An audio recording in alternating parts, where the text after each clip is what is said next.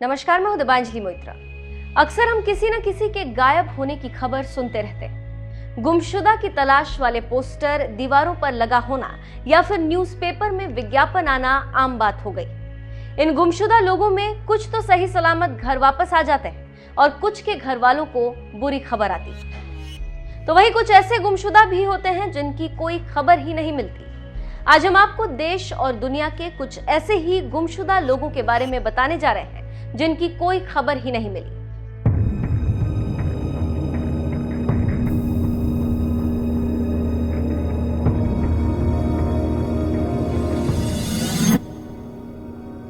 Quarter Ramaswamy. Quarter Ramaswamy जो भारत की तरफ से अंतर्राष्ट्रीय मैच तो खेले ही साथ भारत की तरफ से टेनिस के डेविस कप में भी हिस्सा लिया।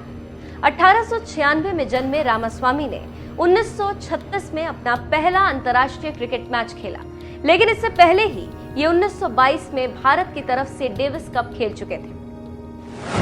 उन्होंने 40 साल की उम्र में अपना डेब्यू किया था और सिर्फ 2 ही अंतर्राष्ट्रीय मैच खेल पाए थे। अपने जीवन के आखिरी दिनों में वो एक दिन अचानक घर से गायब हो गए, जिसके बाद रामास्वामी का कभी पता नहीं चला और बाद में उन्हें मृत घोषित कर दिया गया। राहुल राजू। 7 साल का राहुल अपने घर के बाहर क्रिकेट खेलते खेलते गायब हो जाता है और फिर उसका कोई सुराग नहीं मिलता। केरल के एलपुजा में 7 साल का राहुल राजू घर के बाहर क्रिकेट खेल रहा था और वहीं से गायब हो गया। राहुल को सीबीआई तक ने तलाशा, लेकिन उसका कोई पता नहीं चला। कहा जाता है कि 18 मई 2005 को राहुल दोस्तों के साथ मैच खेल रहा था। मैच के बीच में वो ग्राउंड के पास लगे नल में पानी पीने गया, जहां पर उसे एक दाढ़ी वाले शख्स के साथ देखा गया। उस शख्स ने राहुल से बात की और बैट को उसके दोस्तों की तरफ उछाल दिया। दोस्त फिर से क्रिकेट खेलने लगे और फिर उसके बाद से राहुल का कोई पता नहीं चला। पुलिस ने इस मामले में राहुल के एक पड़ोसी से पूछताछ की जो दाढ़ी रखता था, जिसने ये बात मानी कि उसने ही राहुल को मारा है और एक खेत में उसकी लाश फेंक दी। लेकिन पुलिस को राहुल की लाश कभी मिली ही नहीं। बाद में पता चला कि वो व्यक्ति झूठ बोल रहा था। 2006 में ये केस सीबीआई के पास पहुंचा। केंद्रीय जांच एजेंसी ने कई लोगों से पूछताछ की, लेकिन राहुल का कुछ पता नहीं चला। 2014 में सीबीआई ने रिपोर्ट सबमिट कर दी कि राहुल का पता नहीं लगाया जा सका। केरल हाईकोर्ट ने राहुल का पता बताने पर 50,000 का इनाम भी रखा, लेकिन अभी तक ये पता नहीं चल सका कि राहुल कहाँ है, वो जिंदा भी है या नहीं। नटवर लाल। नटवर लाल वो नाम जो भारत में ठगी का पर्यायवाची बन गया। एक वकील जिसने अपनी ठगी की बदौलत लाल किला, ताजमहल, यहाँ तक कि संसद भवन तक बेच दिया। पुलिस ने 9 बार पकड़ा और 14 धोखाधड़ी के केसों में इस ठग को कुल मिलाकर 113 साल की सजा मिली। 1996 में नटवर लाल को आखिरी बार देखा गया जब उसे पुलिस एम्स हॉस्पिटल ले जा रही थी। नटवर लाल फिर पुलिस की हिरासत से फरार हो गया, जिसके बाद उसकी कोई खबर नहीं मिली। इस कहानी में ट्विस्ट तब आया जब 2009 में नटवर लाल के वकील ने कोर्ट में ये कहकर उसकी सजा माफ कर देने की अर्जी की कि नटवर लाल का 2009 में निधन हो गया। लेकिन मामला यही नहीं रुका।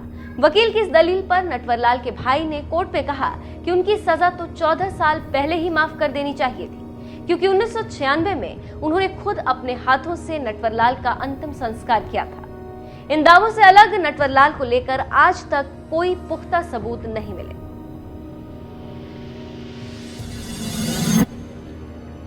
नाना साहेब।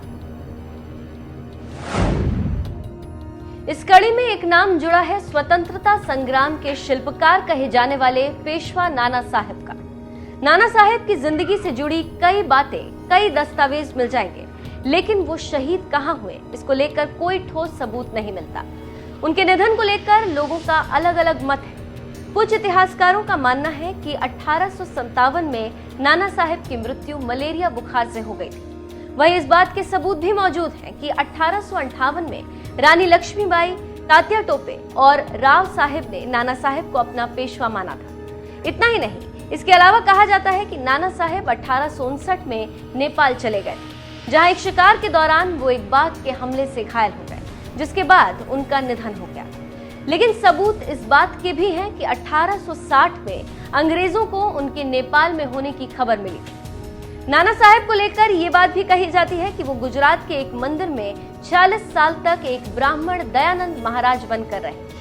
दरअसल 1970 में नाना साहेब के पोते केशवलाल मेहता के घर 3 डॉक्यूमेंट्स मिले। इन दस्तावेजों में नाना साहेब के गुरु हर्षराम मेहता के भाई कल्याण जी मेहता द्वारा लिखी एक डायरी भी थी। कल्याण जी ने अंग्रेजों से बचने में नाना साहेब की मदद की थी। उनकी डायरी के मुताबिक नाना साहेब गुजरात आए थे और उनकी मृत्यु 1903 में हुई थी।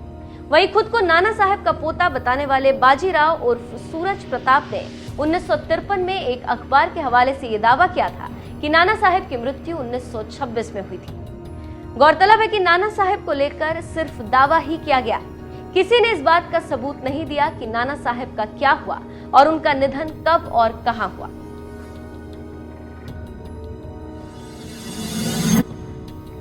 स्नेहा एना फिलिप। अमेरिका में हुए 9/11 का वर्ल्ड ट्रेड सेंटर पर हमला तो सबको याद होगा।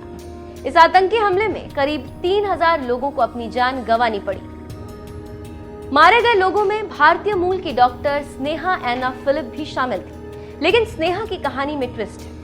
दरअसल हमले के एक दिन बाद यानी 10 सितंबर 2001 को मैनहट्टन से एक 31 वर्षीय डॉक्टर गायब हो गई। ये डॉक्टर थी स्नेहा एना फिलिप। स्नेहा को आखिरी बार 21 सेंचुरी नाम के शॉपिंग मॉल में देखा गया था। स्नेहा के गायब होने की जांच भी दो तरह से हुई। एक जांच तो स्नेहा के पति रॉन लिबरमैन और निजी जासूस ने किया और दूसरी जांच न्यूयॉर्क पुलिस ने की। स्नेहा के परिवार के अनुसार वो WTT में घायल लोगों का इलाज कर रही थी और यहीं पर स्नेहा के साथ कुछ हुआ जिस वजह से उसका नाम वर्ल्ड ट्रेड टावर हमले के पीड़ितों के साथ जोड़ा जाना चाहिए। लेकिन न्यूयॉर्क पुलिस की थ्योरी परिवार से बिल्कुल ही अलग थी। पुलिस के मुताबिक स्नेहा दोहरी जिंदगी जी रही थी। पुलिस रिपोर्ट के अनुसार स्नेहा को शराब की बुरी लत थी। इतना ही नहीं, वो एक लेस्बियन भी थी जिसके अन्य लड़कियों के साथ शारीरिक संबंध थे और पुलिस का मानना था कि हो सकता है स्नेहा की किसी ने हत्या कर दी हो या फिर वो अपनी इस दोहरी जिंदगी से तंग आ गई हो और इस हादसे को अंजाम देकर वो अपनी नई जिंदगी शुरू करना चाहती हो। 2004 में पहले तो एक कोर्ट ने स्नेहा का नाम विक्टिम लिस्ट से ये कहकर हटा दिया कि स्नेहा इस हमले के कारण नहीं बल्कि अपनी निजी जिंदगी की परेशानियों के कारण गायब हुई। लेकिन 2008 में इस फैसले पर माफी मांगते हुए एक अन्य कोर्ट ने स्नेहा को वर्ल्ड ट्रेड सेंटर हमले का 2751वां विक्टिम घोषित कर दिया। कोर्ट ने पुलिस की रिपोर्ट को भी नकार दिया और उसकी थ्योरी को मानने से इनकार कर दिया। 2011 से लेकर अब तक न तो स्नेहा की बॉडी मिली और न ही उसका कोई सुराग।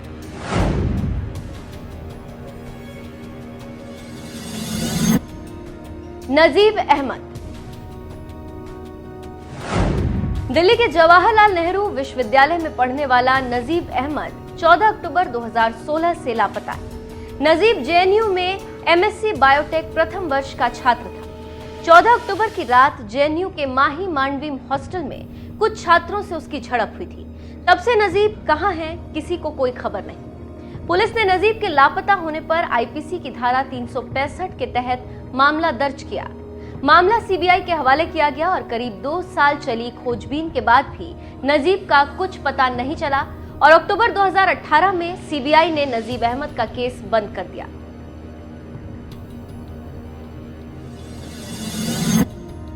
DB Cooper. किसी इंसान के गायब होने का ये बड़ा ही दिलचस्प किस्सा है।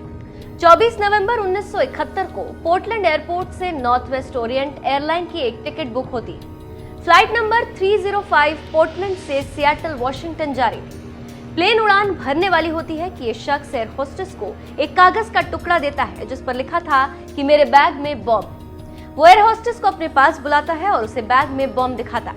इस प्लेन में 36 यात्री सवार थे जिनकी जान खतरे में थी क्योंकि ये प्लेन हाईजैक हो चुका था।